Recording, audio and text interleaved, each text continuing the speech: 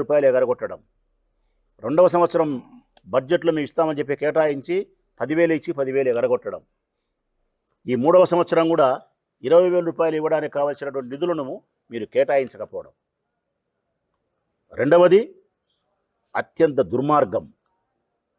మీ ప్రభుత్వం ఏర్పడిన తర్వాత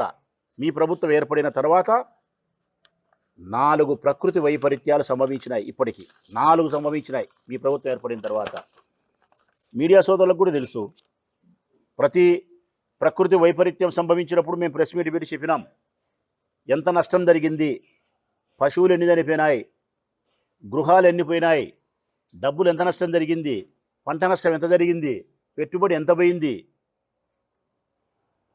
4 ప్రకృతి వైపరీత్యాలు జరిగితే ప్రజలారా, ఈ 4 ప్రకృతి వైపరీత్యాలకు సంభవించినప్పుడు జరిగిన నష్ట పరిహారాన్ని ఈ ప్రభుత్వం, కూటమి ప్రభుత్వం ఒక్కదానికి డబ్బులు ఇలే. ఒక్క ప్రకృతి వైపరీత్యానికి కూడా మీరు డబ్బులు కట్టలే. మిమ్మల్ని, ఈ ప్రభుత్వాన్ని ఉప్పు పాత్ర వేయాలన్నా వేయకూడదా? ఇంత బడాయి మాటలు ఎందుకు మీకు?